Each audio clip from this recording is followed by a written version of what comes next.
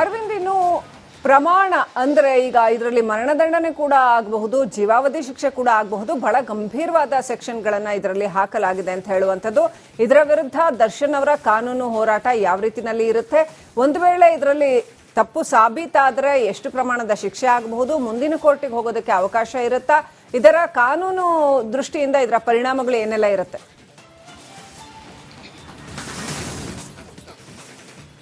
S Srilakshmi, ಹೌದು. ಈ ಹಿಂದೆ ರೇಣುಕಾಸ್ವಾಮಿ ಹತ್ಯೆ ಪ್ರಕರಣ ಸಂಬಂಧಪಟ್ಟಂತೆ ಹೈಕೋರ್ಟ್ನಿಂದ ಜಾಮೀನು ಪಡೆದು ಆ ಮುಖಾಂತರ ಇವರು ಹೊರಗಡೆ ಬಂದಿದ್ರು. ಬಳಿಕ ಇವರು ಶಸ್ತ್ರಚಿಕಿತ್ಸೆ ಮಾಡ್ಕೊಳ್ತಾ ಇಲ್ಲ, ಚಿತ್ರದ ಶೂಟಿಂಗ್ ನಲ್ಲಿ ಬ್ಯುಸಿ ಆಗಿದ್ದಾರೆ, ಅದಲ್ಲದೆ ಪಾರ್ಟಿಗಳನ್ನ ಮಾಡ್ತಾ ಇದ್ದಾರೆ ಅನ್ನುವಂಥ ಹಂತದಲ್ಲಿ ಸುಪ್ರೀಂ ಮೊರೆ ಹೋಗಿ ಆ ಜಾಮೀನನ್ನ ರದ್ದತಿ ಮಾಡುವಂಥ ಕೆಲಸವನ್ನ ಪ್ರಾಸಿಕ್ಯೂಷನ್ ಮಾಡಿತ್ತು. ಬಳಿಕ ಈಗ ಅವರು ಮತ್ತೆ ಜೈಲು ಸೇರಿರುವಂಥದ್ದು, ಚಾರ್ಜ್ ಫ್ರೇಮ್ ಆಗಿರುವಂಥದ್ದು. ಇಲ್ಲಿ ದರ್ಶನ್ಗೆ ಮುಂದಿನ ಕಾನೂನು ಸಮರದಲ್ಲಿ ಸಿಗುವಂಥ ಅವಕಾಶ, ಅದರಲ್ಲೂ ಪ್ರಮುಖವಾಗಿ ಈಗಾಗಲೇ ಪವಿತ್ರ ಗೌಡ ಅವರು ಸುಪ್ರೀಂ ಕೋರ್ಟ್ ಮೊರೆ ಹೋಗಿರುವಂಥದ್ದು. ಅಂದ್ರೆ ಸುಪ್ರೀಂ ಕೋರ್ಟ್ ನಲ್ಲಿ ಜಾಮೀನು ರದ್ದತಿ ಮಾಡಲಾಗಿದೆ, ಅದನ್ನ ಒಂದು ಸತಿ ಪುನರ್ ಪರಿಶೀಲನೆ ಮಾಡುವಂತಹ ಅರ್ಜಿಯನ್ನ ಈಗಾಗಲೇ ಅವರು ಸಲ್ಲಿಕೆ ಮಾಡಿರುವಂಥದ್ದು. ಗುರುವಾರ ಸುಪ್ರೀಂ ನಲ್ಲಿ ಅದೇ ವಿಚಾರವಾಗಿ ಅರ್ಜಿ ವಿಚಾರಣೆ ಕೂಡ ನಡೆಯುತ್ತೆ. ಯಥಾ ಪ್ರಕಾರವಾಗಿ ದರ್ಶನ್ ಅವ್ರಿಗೂ ಕೂಡ ಇದೇ ರೀತಿಯಾದಂತಹ ಒಂದು ಅವಕಾಶ ಸಿಗುತ್ತೆ. ಅಂದ್ರೆ ಜಾಮೀನು ರದ್ದು ಮಾಡಲಾಗಿದೆ, ಅದನ್ನ ಪುನರ್ ಪರಿಶೀಲನೆ ಮಾಡಿ, ಆ ಆದೇಶವನ್ನ, ಆ ತೀರ್ಮಾನವನ್ನ ಪುನರ್ ಪರಿಶೀಲನೆ ಮಾಡಿ ಅನ್ನುವಂಥ ಹಂತದಲ್ಲಿ ಮತ್ತೊಂದು ಅರ್ಜಿಯನ್ನು ಸಲ್ಲಿಸಲು ಅವಕಾಶ ಇರುತ್ತೆ. ಅದಾದ ಬಳಿಕ ಸಾಕ್ಷ್ಯಗಳೇನಿರ್ತವೆ, ಅಂದ್ರೆ ಇಲ್ಲಿ ಅವರು ಸಲ್ಲಿಸುವಂತ ಅಂದ್ರೆ 200ಕ್ಕೂ ಹೆಚ್ಚಿನ ಸಾಕ್ಷಿಗಳಿದಾವೆ ಅನ್ನುವಂಥದ್ದು. ಪ್ರಮುಖವಾಗಿ ಇಲ್ಲಿ ಡಿಸ್ಚಾರ್ಜ್ ಫ್ರೇಮ್ ಅರ್ಜಿಯನ್ನು ಒಂದು ಹಾಕಿರ್ತಾರೆ ಅವರು. ಅಂದ್ರೆ ಈ ಪ್ರಕರಣದಲ್ಲಿ ನಂದು ಯಾವುದೇ ರೀತಿಯಾದಂಥ ಪಾತ್ರ ಇಲ್ಲ ಅನ್ನುವಂಥದ್ದನ್ನ ಹಾಕಿರ್ತಾರೆ. ಹಾಗಾಗಿ ಪ್ರಕರಣದಿಂದ ನನ್ನ ಕೈ ಬಿಡಬೇಕು ಅನ್ನುವಂಥ ಹಂತದಲ್ಲಿ ದರ್ಶನ್, ಲಕ್ಷ್ಮಣ್, ಪವಿತ್ರ ಸೇರಿದಂತೆ ನಂದೀಶ್ ಕೂಡ ಈ ಒಂದು ಡಿಸ್ಚಾರ್ಜ್ ಅರ್ಜಿಯನ್ನು ಹಾಕಿರ್ತಾರೆ. ಅಲ್ಲಿ ಆ ಒಂದು ಅಪ್ಲಿಕೇಶನ್ ಅಲ್ಲಿ ಅವ್ರು ಹೇಳ್ತಾ ಇರುವಂಥದ್ದು, ಪ್ರಮುಖವಾಗಿ ಇಲ್ಲಿ ಟೆಕ್ನಿಕಲ್ ಎವಿಡೆನ್ಸ್ಗಳನ್ನ ಕ್ರಿಯೇಟ್ ಮಾಡಿದ್ದಾರೆ ಪೊಲೀಸರು ಅನ್ನುವಂಥ ಗಂಭೀರವಾದಂಥ ಆರೋಪವನ್ನ ಮಾಡಿರ್ತಾರೆ. ಯಥಾ ಪ್ರಕಾರ SPP ಅವರು ಅದನ್ನ ವಿರೋಧಿಸಿ, ಇಲ್ಲ ಆ ರೀತಿಯಾಗಿ ಆಗಿಲ್ಲ, ಅವುಗಳನ್ನ ಟ್ರಯಲ್ ನಲ್ಲಿ ನಾವು ಪ್ರೂವ್ ಮಾಡ್ತೀವಿ ಅನ್ನುವಂಥದ್ದನ್ನ ಮೆಮೊ ಮುಖಾಂತರ ಅವರು ತಿಳಿಸಿರುವಂಥದ್ದು. ಸದ್ಯ ಆ ಮುಖೇನವಾಗಿ ಚಾರ್ಜ್ ಫ್ರೇಮ್ ಕೂಡ ಆಗಿದೆ. ಅಂತ ಹಂತದಲ್ಲಿ ಅವರು ಆ ಪ್ರೂಫ್ಗಳೇನಿದಾವೆ, ಅಂದ್ರೆ ಆ ಸಾಕ್ಷಿಗಳು ಸುಳ್ಳು ಅನ್ನುವಂಥದ್ದನ್ನ ಪ್ರೂವ್ ಮಾಡುವ ಮುಖಾಂತರ ಈ ಕೇಸ್ನಲ್ಲಿ ನಾವು ನಿರಪರಾಧಿಗಳು ಅನ್ನುವಂಥದ್ದನ್ನ ಪ್ರೂವ್ ಮಾಡಬೇಕಾಗುತ್ತೆ. ಒಂದು ವೇಳೆ ಆ ರೀತಿ ಆಗಿದ್ದೆ ಆದಲ್ಲಿ ಕೇಸ್ ಅಕ್ವಿಟ್ ಆಗಿ ಅವರು ಹೊರಗಡೆ ಬರುವಂತ ಸಾಧ್ಯತೆ ಇರುತ್ತೆ. ಒಂದು ವೇಳೆ ಪ್ರೂವ್ ಮಾಡಕ್ ಆಗಿಲ್ಲ ಅಂತ ಆದ್ರೆ ಅವರಿಗೆ ಜೈಲು ಗತಿ ಅನ್ನುವಂಥದ್ದು. ಶ್ರೀಲಕ್ಷ್ಮಿ, ಥ್ಯಾಂಕ್ ಯು ಅರವಿಂದ್, ಡೀಟೇಲ್ಸ್ಗಾಗಿ. ಅರವಿಂದ್, ಇನ್ನು ಪ್ರಮಾಣ ಅಂದ್ರೆ ಈಗ ಇದರಲ್ಲಿ ಮರಣದಂಡನೆ ಕೂಡ ಆಗಬಹುದು, ಜೀವಾವಧಿ ಶಿಕ್ಷೆ ಕೂಡ ಆಗಬಹುದು. ಬಹಳ ಗಂಭೀರವಾದ ಸೆಕ್ಷನ್ಗಳನ್ನ ಇದರಲ್ಲಿ ಹಾಕಲಾಗಿದೆ ಅಂತ ಹೇಳುವಂಥದ್ದು. ಇದರ ವಿರುದ್ಧ ದರ್ಶನ್ ಅವರ ಕಾನೂನು ಹೋರಾಟ ಯಾವ ರೀತಿನಲ್ಲಿ ಇರುತ್ತೆ? ಒಂದು ವೇಳೆ ಇದರಲ್ಲಿ ತಪ್ಪು ಸಾಬೀತಾದ್ರೆ ಎಷ್ಟು ಪ್ರಮಾಣದ ಶಿಕ್ಷೆ ಆಗಬಹುದು? ಮುಂದಿನ ಕೋರ್ಟಿಗೆ ಹೋಗೋದಕ್ಕೆ ಅವಕಾಶ ಇರುತ್ತಾ? ಇದರ ಕಾನೂನು ದೃಷ್ಟಿಯಿಂದ ಇದರ ಪರಿಣಾಮಗಳು ಏನೆಲ್ಲ ಇರುತ್ತೆ?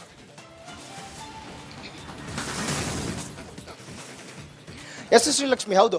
ಈ ಹಿಂದೆ ರೇಣುಕಾಸ್ವಾಮಿ ಹತ್ಯೆ ಪ್ರಕರಣ ಸಂಬಂಧಪಟ್ಟಂತೆ ಹೈಕೋರ್ಟ್ನಿಂದ ಜಾಮೀನು ಪಡೆದು ಆ ಮುಖಾಂತರ ಇವರು ಹೊರಗಡೆ ಬಂದಿದ್ರು. ಬಳಿಕ ಇವರು ಶಸ್ತ್ರಚಿಕಿತ್ಸೆ ಮಾಡ್ಕೊಳ್ತಾ ಇಲ್ಲ, ಚಿತ್ರದ ಶೂಟಿಂಗ್ ನಲ್ಲಿ ಬ್ಯುಸಿ ಆಗಿದ್ದಾರೆ, ಅದಲ್ಲದೆ ಪಾರ್ಟಿಗಳನ್ನ ಮಾಡ್ತಾ ಇದ್ದಾರೆ ಅನ್ನುವಂಥ ಹಂತದಲ್ಲಿ ಸುಪ್ರೀಂ ಮೊರೆ ಹೋಗಿ ಆ ಜಾಮೀನನ್ನ ರದ್ದತಿ ಮಾಡುವಂಥ ಕೆಲಸವನ್ನ ಪ್ರಾಸಿಕ್ಯೂಷನ್ ಮಾಡಿತ್ತು. ಬಳಿಕ ಈಗ ಅವರು ಮತ್ತೆ ಜೈಲು ಸೇರಿರುವಂಥದ್ದು, ಚಾರ್ಜ್ ಫ್ರೇಮ್ ಆಗಿರುವಂಥದ್ದು. ಇಲ್ಲಿ ದರ್ಶನ್ಗೆ ಮುಂದಿನ ಕಾನೂನು ಸಮರದಲ್ಲಿ ಸಿಗುವಂಥ ಅವಕಾಶ, ಅದರಲ್ಲೂ ಪ್ರಮುಖವಾಗಿ ಈಗಾಗಲೇ ಪವಿತ್ರ ಗೌಡ ಅವರು ಸುಪ್ರೀಂ ಕೋರ್ಟ್ ಮೊರೆ ಹೋಗಿರುವಂಥದ್ದು. ಅಂದ್ರೆ ಸುಪ್ರೀಂ ಕೋರ್ಟ್ ನಲ್ಲಿ ಜಾಮೀನು ರದ್ದತಿ ಮಾಡಲಾಗಿದೆ, ಅದನ್ನ ಒಂದು ಸತಿ ಪುನರ್ ಪರಿಶೀಲನೆ ಮಾಡುವಂತಹ ಅರ್ಜಿಯನ್ನ ಈಗಾಗಲೇ ಅವರು ಸಲ್ಲಿಕೆ ಮಾಡಿರುವಂಥದ್ದು. ಗುರುವಾರ ಸುಪ್ರೀಂ ನಲ್ಲಿ ಅದೇ ವಿಚಾರವಾಗಿ ಅರ್ಜಿ ವಿಚಾರಣೆ ಕೂಡ ನಡೆಯುತ್ತೆ. ಯಥಾ ಪ್ರಕಾರವಾಗಿ ದರ್ಶನ್ ಅವ್ರಿಗೂ ಕೂಡ ಇದೇ ರೀತಿಯಾದಂತಹ ಒಂದು ಅವಕಾಶ ಸಿಗುತ್ತೆ. ಅಂದ್ರೆ ಜಾಮೀನು ರದ್ದು ಮಾಡಲಾಗಿದೆ, ಅದನ್ನ ಪುನರ್ ಪರಿಶೀಲನೆ ಮಾಡಿ, ಆ ಆದೇಶವನ್ನ, ಆ ತೀರ್ಮಾನವನ್ನ ಪುನರ್ ಪರಿಶೀಲನೆ ಮಾಡಿ ಅನ್ನುವಂಥ ಹಂತದಲ್ಲಿ ಮತ್ತೊಂದು ಅರ್ಜಿಯನ್ನು ಸಲ್ಲಿಸಲು ಅವಕಾಶ ಇರುತ್ತೆ. ಅದಾದ ಬಳಿಕ ಸಾಕ್ಷ್ಯಗಳೇನಿರ್ತವೆ, ಅಂದ್ರೆ ಇಲ್ಲಿ ಅವರು ಸಲ್ಲಿಸುವಂತ ಅಂದ್ರೆ 200ಕ್ಕೂ ಹೆಚ್ಚಿನ ಸಾಕ್ಷಿಗಳಿದಾವೆ ಅನ್ನುವಂಥದ್ದು. ಪ್ರಮುಖವಾಗಿ ಇಲ್ಲಿ ಡಿಸ್ಚಾರ್ಜ್ ಫ್ರೇಮ್ ಅರ್ಜಿಯನ್ನು ಒಂದು ಹಾಕಿರ್ತಾರೆ ಅವರು. ಅಂದ್ರೆ ಈ ಪ್ರಕರಣದಲ್ಲಿ ನಂದು ಯಾವುದೇ ರೀತಿಯಾದಂಥ ಪಾತ್ರ ಇಲ್ಲ ಅನ್ನುವಂಥದ್ದನ್ನ ಹಾಕಿರ್ತಾರೆ. ಹಾಗಾಗಿ ಪ್ರಕರಣದಿಂದ ನನ್ನ ಕೈ ಬಿಡಬೇಕು ಅನ್ನುವಂಥ ಹಂತದಲ್ಲಿ ದರ್ಶನ್, ಲಕ್ಷ್ಮಣ್, ಪವಿತ್ರ ಸೇರಿದಂತೆ ನಂದೀಶ್ ಕೂಡ ಈ ಒಂದು ಡಿಸ್ಚಾರ್ಜ್ ಅರ್ಜಿಯನ್ನು ಹಾಕಿರ್ತಾರೆ. ಅಲ್ಲಿ ಆ ಒಂದು ಅಪ್ಲಿಕೇಶನ್ ಅಲ್ಲಿ ಅವ್ರು ಹೇಳ್ತಾ ಇರುವಂಥದ್ದು, ಪ್ರಮುಖವಾಗಿ ಇಲ್ಲಿ ಟೆಕ್ನಿಕಲ್ ಎವಿಡೆನ್ಸ್ಗಳನ್ನ ಕ್ರಿಯೇಟ್ ಮಾಡಿದ್ದಾರೆ ಪೊಲೀಸರು ಅನ್ನುವಂಥ ಗಂಭೀರವಾದಂಥ ಆರೋಪವನ್ನ ಮಾಡಿರ್ತಾರೆ. ಯಥಾ ಪ್ರಕಾರ SPP ಅವರು ಅದನ್ನ ವಿರೋಧಿಸಿ, ಇಲ್ಲ ಆ ರೀತಿಯಾಗಿ ಆಗಿಲ್ಲ, ಅವುಗಳನ್ನ ಟ್ರಯಲ್ ನಲ್ಲಿ ನಾವು ಪ್ರೂವ್ ಮಾಡ್ತೀವಿ ಅನ್ನುವಂಥದ್ದನ್ನ ಮೆಮೊ ಮುಖಾಂತರ ಅವರು ತಿಳಿಸಿರುವಂಥದ್ದು. ಸದ್ಯ ಆ ಮುಖೇನವಾಗಿ ಚಾರ್ಜ್ ಫ್ರೇಮ್ ಕೂಡ ಆಗಿದೆ. ಅಂತ ಹಂತದಲ್ಲಿ ಅವರು ಆ ಪ್ರೂಫ್ಗಳೇನಿದಾವೆ, ಅಂದ್ರೆ ಆ ಸಾಕ್ಷಿಗಳು ಸುಳ್ಳು ಅನ್ನುವಂಥದ್ದನ್ನ ಪ್ರೂವ್ ಮಾಡುವ ಮುಖಾಂತರ ಈ ಕೇಸ್ನಲ್ಲಿ ನಾವು ನಿರಪರಾಧಿಗಳು ಅನ್ನುವಂಥದ್ದನ್ನ ಪ್ರೂವ್ ಮಾಡಬೇಕಾಗುತ್ತೆ. ಒಂದು ವೇಳೆ ಆ ರೀತಿ ಆಗಿದ್ದೆ ಆದಲ್ಲಿ ಕೇಸ್ ಅಕ್ವಿಟ್ ಆಗಿ ಅವರು ಹೊರಗಡೆ ಬರುವಂತ ಸಾಧ್ಯತೆ ಇರುತ್ತೆ. ಒಂದು ವೇಳೆ ಪ್ರೂವ್ ಮಾಡಕ್ ಆಗಿಲ್ಲ ಅಂತ ಆದ್ರೆ ಅವರಿಗೆ ಜೈಲು ಗತಿ ಅನ್ನುವಂಥದ್ದು. ಶ್ರೀಲಕ್ಷ್ಮಿ, ಥ್ಯಾಂಕ್ ಯು ಅರವಿಂದ್, ಡೀಟೇಲ್ಸ್ಗಾಗಿ. ಅರವಿಂದ್, ಇನ್ನು ಪ್ರಮಾಣ ಅಂದ್ರೆ ಈಗ ಇದರಲ್ಲಿ ಮರಣದಂಡನೆ ಕೂಡ ಆಗಬಹುದು, ಜೀವಾವಧಿ ಶಿಕ್ಷೆ ಕೂಡ ಆಗಬಹುದು. ಬಹಳ ಗಂಭೀರವಾದ ಸೆಕ್ಷನ್ಗಳನ್ನ ಇದರಲ್ಲಿ ಹಾಕಲಾಗಿದೆ ಅಂತ ಹೇಳುವಂಥದ್ದು. ಇದರ ವಿರುದ್ಧ ದರ್ಶನ್ ಅವರ ಕಾನೂನು ಹೋರಾಟ ಯಾವ ರೀತಿನಲ್ಲಿ ಇರುತ್ತೆ? ಒಂದು ವೇಳೆ ಇದರಲ್ಲಿ ತಪ್ಪು ಸಾಬೀತಾದ್ರೆ ಎಷ್ಟು ಪ್ರಮಾಣದ ಶಿಕ್ಷೆ ಆಗಬಹುದು? ಮುಂದಿನ ಕೋರ್ಟಿಗೆ ಹೋಗೋದಕ್ಕೆ ಅವಕಾಶ ಇರುತ್ತಾ? ಇದರ ಕಾನೂನು ದೃಷ್ಟಿಯಿಂದ ಇದರ ಪರಿಣಾಮಗಳು ಏನೆಲ್ಲ ಇರುತ್ತೆ?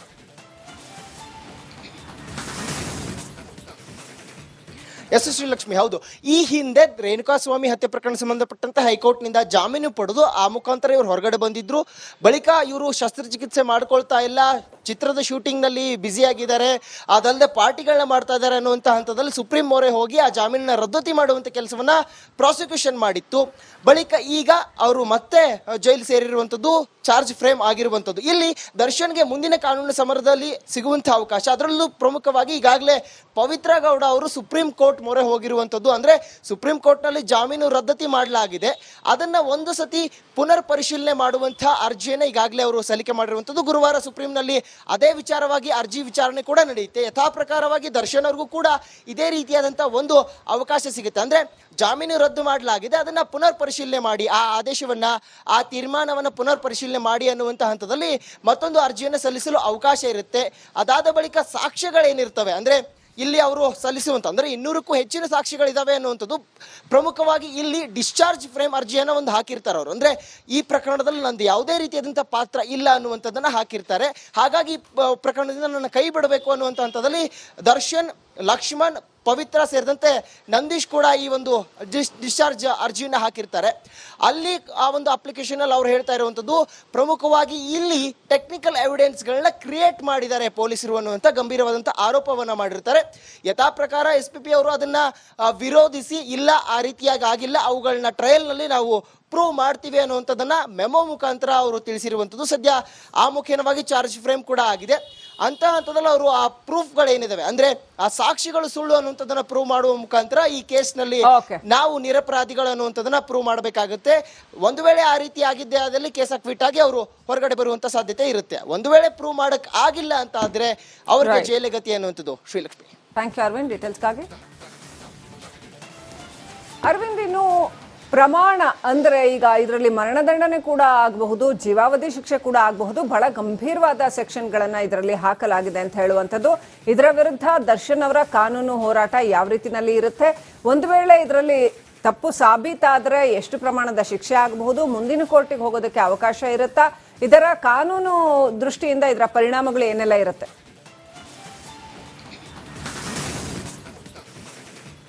ಎಸ್ ಶ್ರೀಲಕ್ಷ್ಮಿ, ಹೌದು. ಈ ಹಿಂದೆ ರೇಣುಕಾಸ್ವಾಮಿ ಹತ್ಯೆ ಪ್ರಕರಣ ಸಂಬಂಧಪಟ್ಟಂತೆ ಹೈಕೋರ್ಟ್ನಿಂದ ಜಾಮೀನು ಪಡೆದು ಆ ಮುಖಾಂತರ ಇವರು ಹೊರಗಡೆ ಬಂದಿದ್ರು.